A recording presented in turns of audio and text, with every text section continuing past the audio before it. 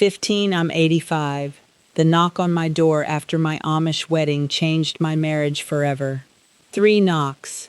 That's all it takes. I'm standing in the little bedroom above my husband's parents' kitchen, still wearing the white cap I married him in, when the first knock comes through the rain. The room smells like damp wool and lamp oil. My feet are cold inside borrowed stockings, and the quilt under my palms is rough where one blue square was patched with feed sack cloth. The second knock is harder. Jonas freezes with one boot off. He keeps pulling at the seam of his left sleeve, while rain taps the tin roof like corn spilling into a pan. We're married 6 hours. We've barely spoken since supper. Nobody should be at that door. Then comes the third knock, softer. That's what frightens me. I remember, no, wait. The lamp isn't on the table yet. Jonas has just struck the match, because I can still see the yellow flare shake between his fingers. Downstairs, his mother's clock gives one slow click, but no chime. The whole house holds its breath with me. A woman says my name from the other side. Not Sister Sarah, just Sarah. Jonas looks at me like he knows why she's there. I don't know who she is, what she's carrying under her black shawl, or why her wet hand on our latch will change how I understand my husband, my body, and every silent woman I grew up beside. I'm 85 now. I still hear those knocks. Quick pause. My name is Sarah, and this is Rebecca Amish Home. If these stories stay with you, if they make you feel less alone, subscribe. It's free, and it's why I keep telling them. Tell me in the comments, what truth reached you too late? And if you want to go further, a super chat or membership, that's you saying these voices are worth hearing. That keeps this going. Now, back to what happened. The woman outside was Martha Yoder, my husband's oldest sister, and she stood under the porch eave, with rain running from the point of her bonnet. She didn't come in at first. She held a folded dish towel against her chest, the red striped one their family used for Sunday bread, and she asked Jonas to fetch more wood, though the box beside the stove was full. That was how women made room for truth then. We moved men with chores. We never moved the rule. Among us, a wife was taught to be yielding, though nobody sat me down and used that word about marriage.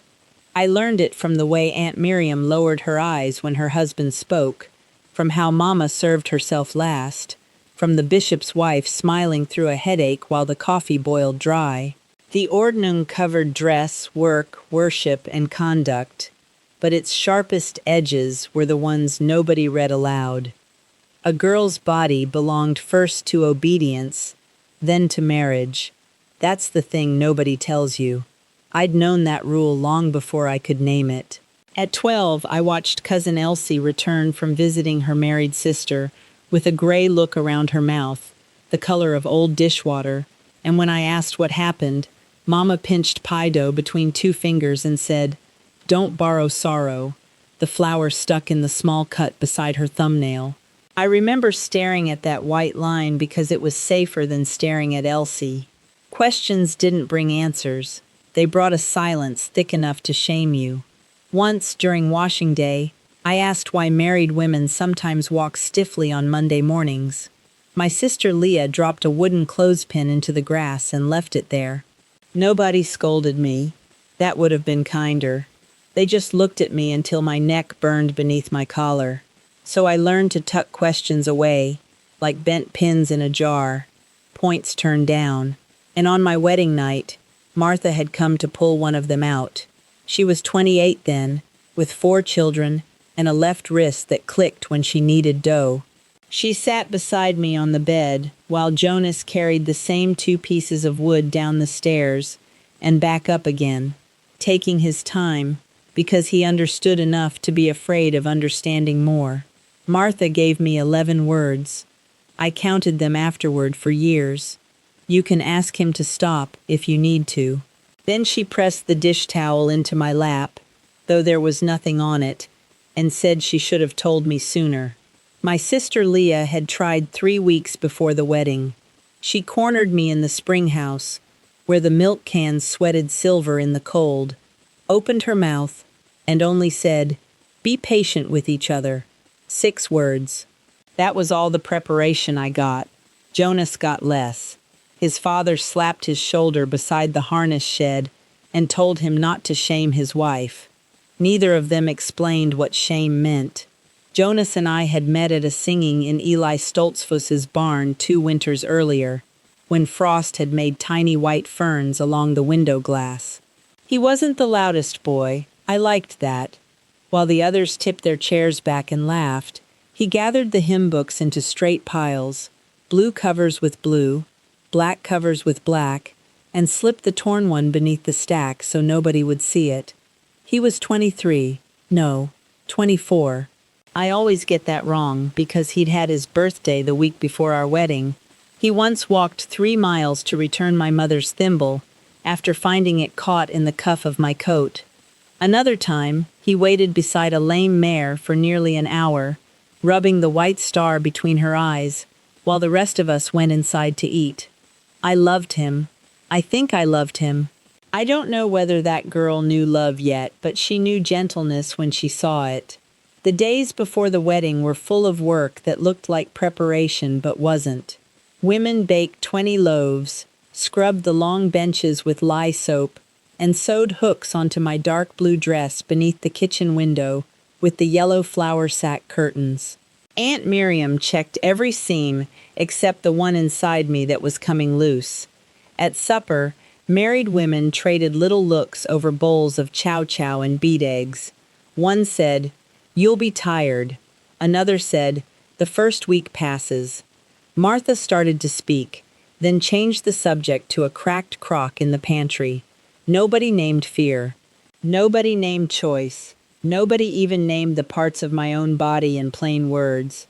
We could identify every bone in a chicken wing before frying it, yet I entered marriage knowing less about myself than I knew about a bird. Dark little joke, isn't it? I thought ignorance was innocence. Turns out it was just ignorance wearing a clean apron. After Martha left, the room seemed smaller. The lamp sat on a washstand with one short leg, so the flame leaned whenever wind pressed the loose window frame. Our bed was narrow, built from walnut darkened by years of hands, and the rope beneath the mattress gave a faint, tired groan when either of us moved. Outside, a horse shifted in the lean-to and knocked one hoof twice against the boards. The air smelled of wet earth, wool, and the lavender soap his mother had placed beside the basin. I was still wearing my wedding dress, though I'd loosened the top hook. A single black thread curled against my collarbone. Jonas stood by the window in his white shirt, bare feet pale against the painted floor, twisting his wedding suspenders until the leather tabs crossed. He didn't look like a husband who knew what came next. He looked like the boy in the barn, hiding the torn hymn book so nobody would be embarrassed. He asked whether I was cold. I said no, though my knees were knocking lightly beneath my skirt, tap against tap, like spoons in a drawer.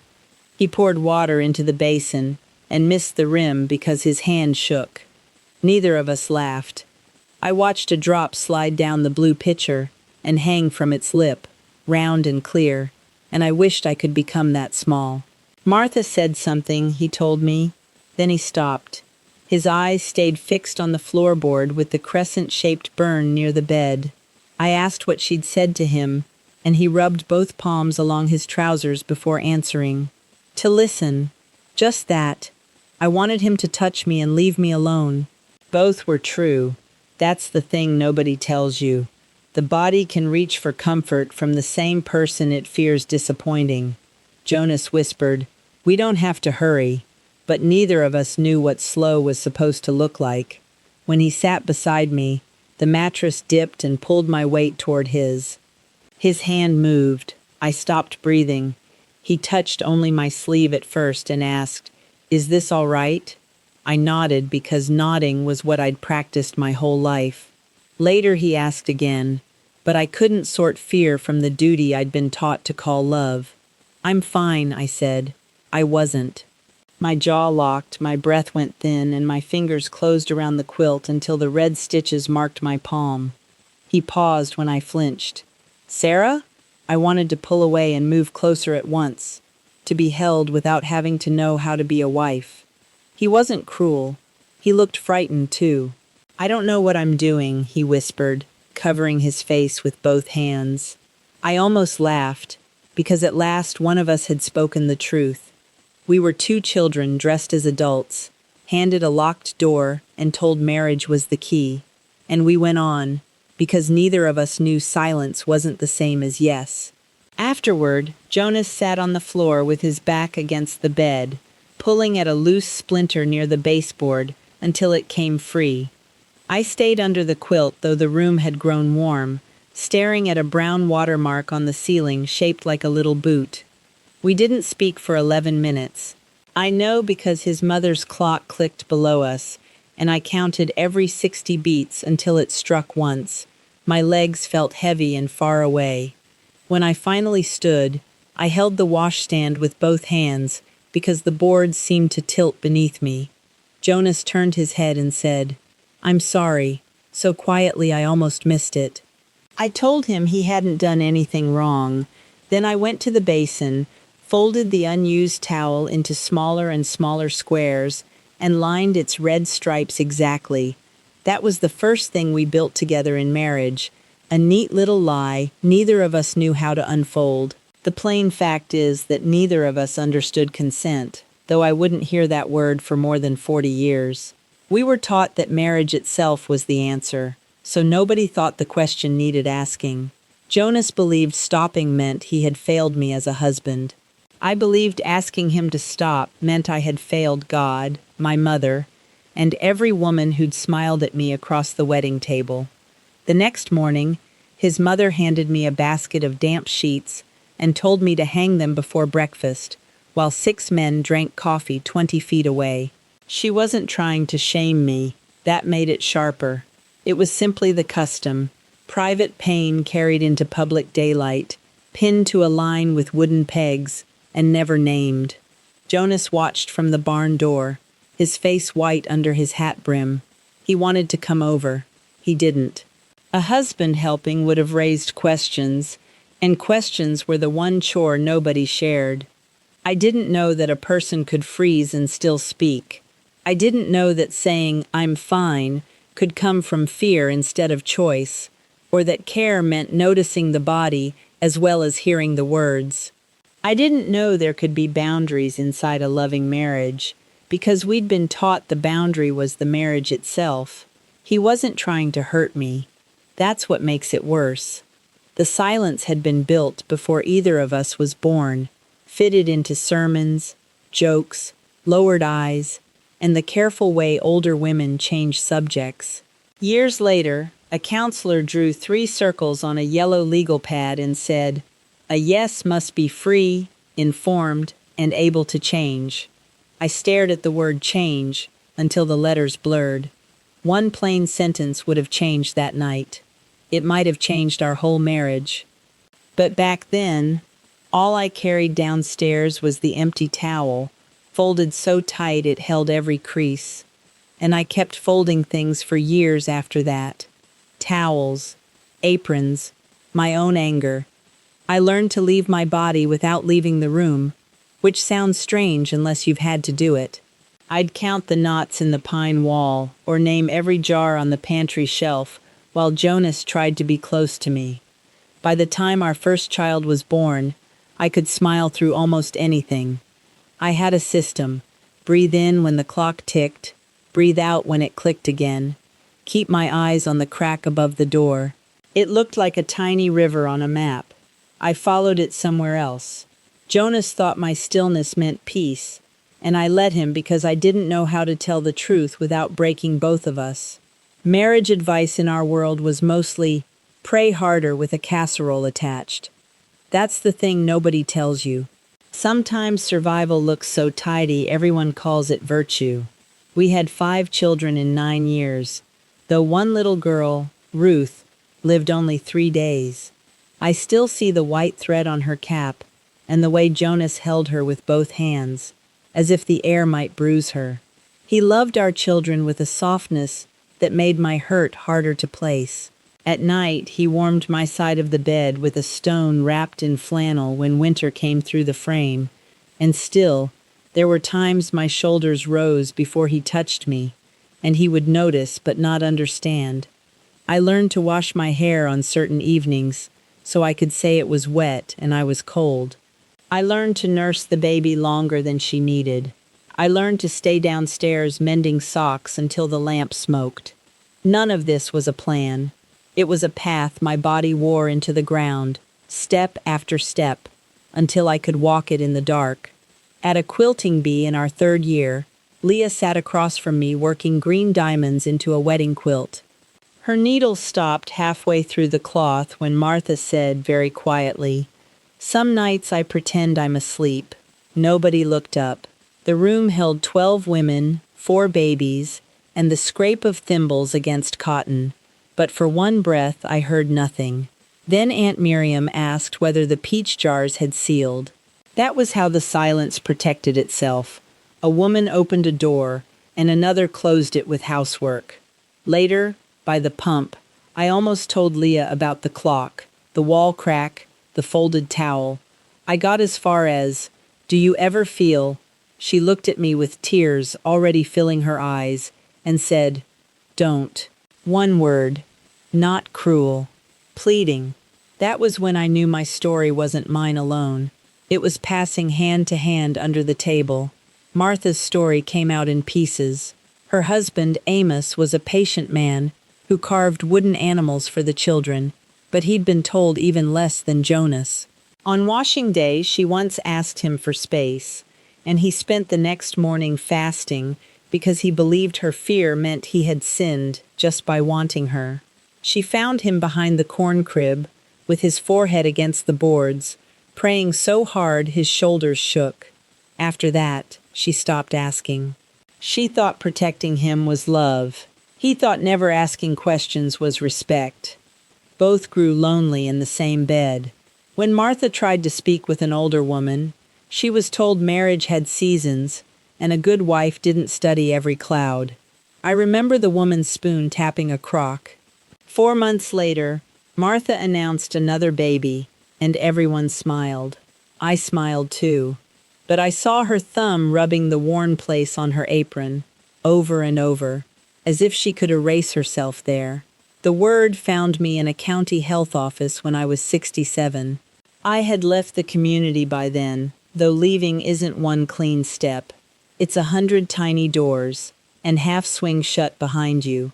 I was waiting for a blood pressure check under a humming light that made everyone's skin look gray. A poster beside the fountain showed 3 circles labeled yes, no, and not sure. Under them, in plain black letters, was the word consent. I'd heard it before in legal talk, but never like that. Never beside a drawing showing that a person could change her mind.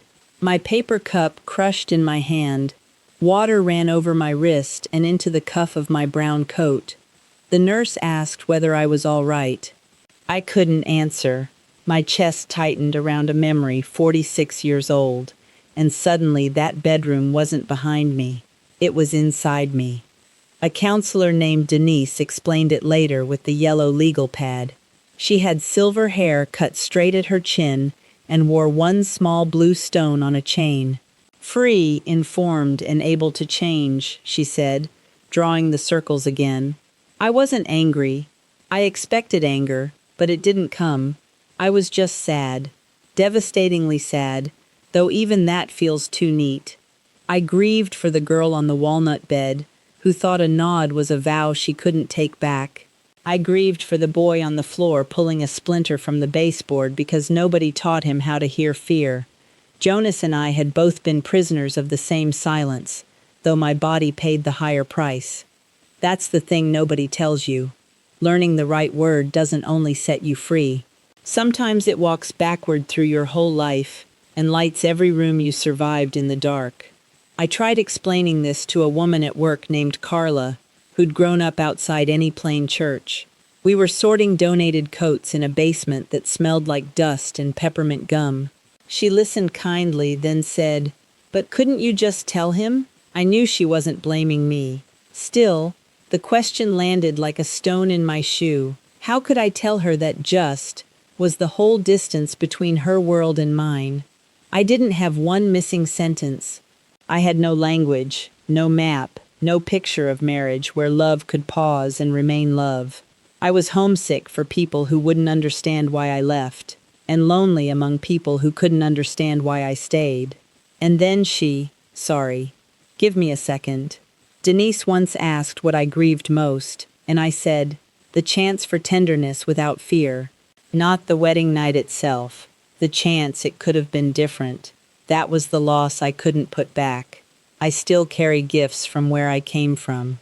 At dawn, horses made a low, warm sound in the barn before anyone opened the doors, and in winter their breath rose in white clouds under the rafters. I miss that sound so much some mornings I wake expecting it. I carry the smell of bread from a wood oven, the crust blistered dark at one corner, because Mama's oven heated unevenly on the left. She'd tap each loaf with one bent finger and know by the sound when it was done. And I carry my grandmother's hands at prayer, the blue veins raised like threads beneath thin skin, her thumbs resting side by side. Those hands washed babies, buried a husband, planted beans, and still folded gently. These things are real. The beauty was real. I am homesick for a place that hurt me, and both truths fit inside the same chest.